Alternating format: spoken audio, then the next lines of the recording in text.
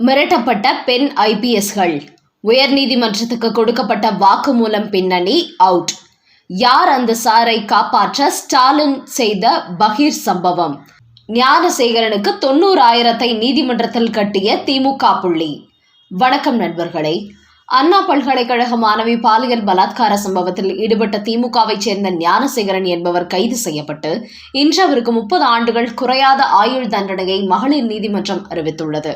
இந்த நிலையில் இதுகுறித்து தமிழக அரசு வழக்கறிஞர் மேரி ஜெயந்தி என்பவர் கூறுகையில், ஞானசேகரனுக்கு வழங்கப்பட்ட தண்டனையிலிருந்து எக்காரணம் கொண்டும் சலுகை தரப்பட மாட்டாது. ஆனால் இனிமேல் யார் அந்த சார் என்று யாரும் கேள்வி எழுப்பினால் அது நீதிமன்ற அவமதிப்பாகும். ஏனென்றால் ஞானசேகரன் பின்னணியில் யாருமே இல்லை. இந்த சம்பவம் நடந்தபோது தனது மொபைலை ஃபிளைட் மோடில் அவர் வைத்துள்ளார். இதை சிறப்பு புலனாய்வுத்துறை ஆதாரப்பூர்வமாக நிரூபித்திருக்கிறது. அது மட்டுமின்றி ஞானசேகரன் செல்போனுக்கு வெளியிலிருந்து எந்த அழைப்பும் வரவில்லை என்று பாதிக்கப்பட்ட மாணவியை கூறியுள்ளார். அந்த மாணவியை மிரட்டுவதற்காக நானும் பல்கலைக்கழகத்தின் ஊழியர் என்று ஞானசேகரன் யாரிடத்திலோ போனில் பேசுவது போன்று அவரை மிரட்டி பணிய வைத்திருக்கிறார். அதனால் இந்த வழக்கில் ஞானசேகரனை தவிர வேறு யாரும் இல்லை என்று தமிழக அரசு சார்பில் ஆஜரான வழக்கறிஞர் மேரி ஜெயந்தி தெரிவித்துள்ளார். ஆனால் இந்த நேரத்தில் எதிர்க்கட்சி தலைவரான எடப்பாடி பழனிசாமி வெளியிட்டுள்ள ஒரு செய்தியில், அந்த சாரை காப்பாற்றியது யார்? ஸ்டாலின் சாரே நினைத்தாலும் இனிமேல் காப்பாற்ற முடியாது என்று அவர் தனது எக்ஸ் பக்கத்தில் ஒரு பதிவு போட்டுள்ளார். அதாவது, இந்த அண்ணா பல்கலைக்கழக மாணவி வழக்கில் குற்றவாளி ஞானசேகரனை காப்பாற்ற திராவிட மாடல் அரசு எத்தனையோ சித்து வேலைகளை செய்தது. ஆனால் அத்தனையையும் அரசியல் கட்சிகளும் பொதுமக்களும் தெரிவித்த எதிர்ப்பு மற்றும் தொடர் போராட்டத்தால் முறியடித்து விட்டது.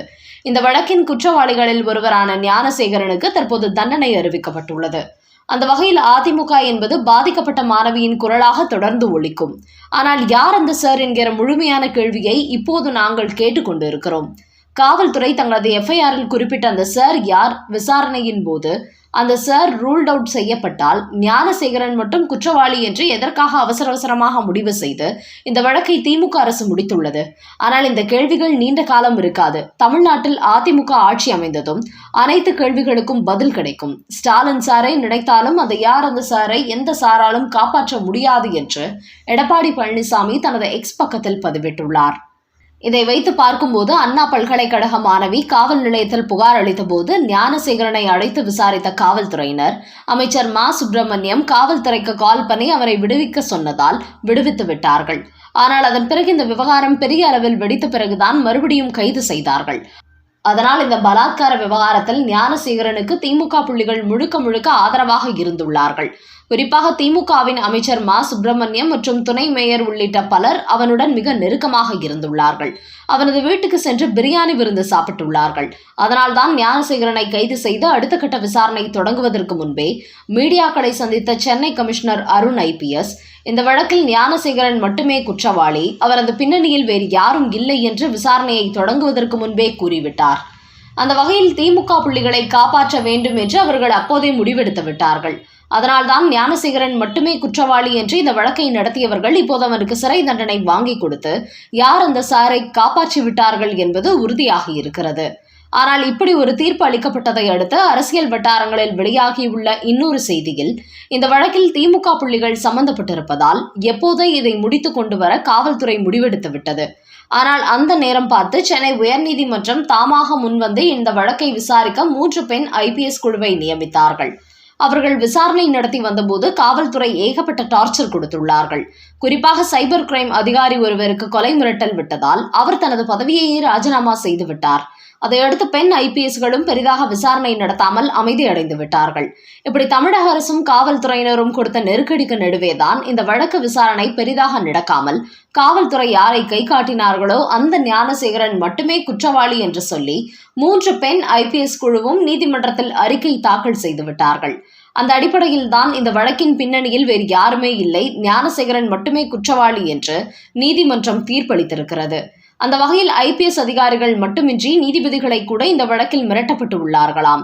அதன் காரணமாகவே இதன் பின்னணியை துருவி ஆராய்ந்தால் கண்டிப்பாக காவல்துறை ஒத்துழைப்பு தர மாட்டார்கள். குறிப்பாக இந்த வழக்கில் திமுக அமைச்சர்கள் சம்பந்தப்பட்டிருப்பதால் ஆளுங்கட்சிக்குத்தான் காவல்துறை ஆதரவாக இருப்பார்கள் என்பதை புரிந்து கொண்ட உயர்நீதிமன்றமும் சம்பந்தப்பட்ட வழக்கை ஞானசேகரனோடு முடித்துக் கொள்ளலாம் என்று தற்போது அவனுக்கு 30 ஆண்டுகள் தண்டனை அளித்துவிட்டு இந்த வழக்கை முடித்து விட்டதாக பரபரப்பு தகவல்கள் வெளியாகியுள்ளன. இந்த நேரத்தில் மாணவியை பலாத்காரம் செய்த குற்றத்திற்காக ஞானசேகரன் 90,000 ரூபாய் இழப்பீடு வழங்க வேண்டும் என்று நீதிபதி உத்தரவிட்டார். ஆனால் இந்த 90,000 திமுகவை சேர்ந்த ஒரு முக்கிய புள்ளியே ஞானசேகரன் குடும்பத்தார் மூலமாக நீதிமன்றத்திற்கு கட்டிவிட்டதாகவும் கூறுகிறார்கள்.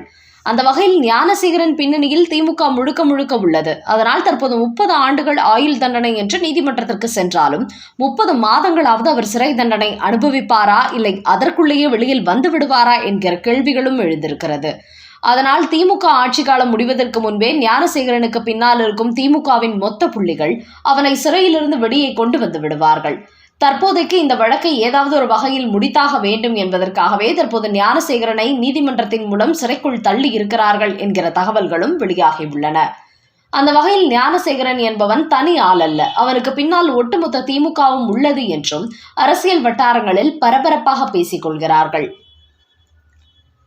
அடுத்த செய்தி, ஜெயலலிதா பெருமை பேசும் நயினார் நாகேந்திரன், கடுப்பாகும் பாஜக தொண்டர்கள்.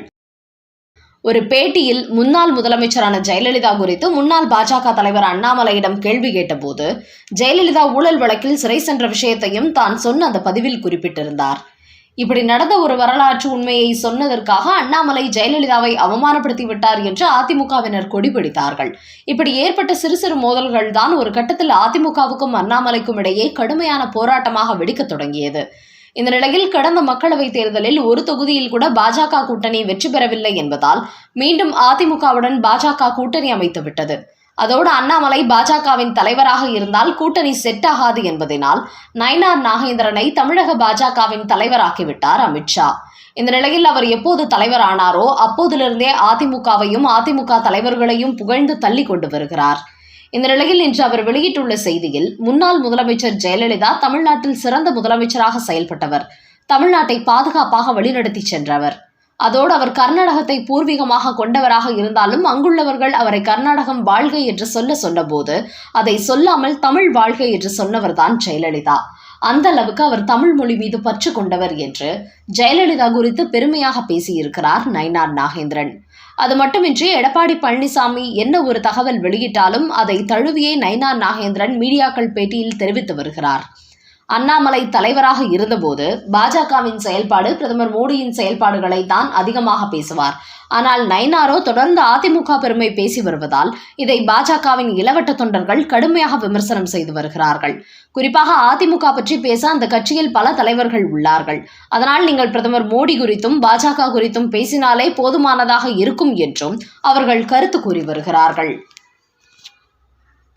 அமைச்சர் தாமோ அன்பரசனை கடுமையாக விமர்சித்த அண்ணாமலை, தமிழக பாஜகவின் முன்னாள் தலைவர் அண்ணாமலை இப்போதும் திமுக புள்ளிகளின் மோசமான செயல்களை அவ்வப்போது சுட்டிக்காட்டி விமர்சனம் செய்து வருகிறார். அந்த வகையில் இன்று அவர் வெளியிட்டுள்ள ஒரு செய்தியில், திமுக அமைச்சரான தாமோ அன்பரசனுக்கு தமிழில் பிழையில்லாமல் எழுத படிக்கவே தெரியாது. இதை ஒரு பள்ளி நிகழ்ச்சியில் அவர் கலந்து கொண்ட போதே நான் தெரிந்து கொண்டேன். அதே போன்று தேசிய கொடி குறித்தும் இவருக்கு எந்தவித புரிதலும் கிடையாது. அதனால்தான் செங்கல்பட்டில் அவர் கலந்து கொண்ட ஒரு அரசு பள்ளி நிகழ்ச்சியில் தேசிய கொடியை தலைகீழாக ஏற்றியுள்ளார். இப்படி தேசிய கொடியே ஒரு அமைச்சர் அவமரியாதை செய்திருக்கிறார் என்று கூறியுள்ள அண்ணாமலை, இப்படி தலையும் புரியாத வாலும் புரியாத அமைச்சர் தாமோ அன்பரசன் போன்றவர்கள் கல்வி சம்பந்தப்பட்ட நிகழ்ச்சிகளில் கலந்து கொள்ளாமல் இருப்பதே தமிழ்நாட்டில் உள்ள மாணவ செல்வங்களுக்கு மிகப்பெரிய உதவியாக இருக்கும் என்றும் அண்ணாமலை தெரிவித்திருக்கிறார்.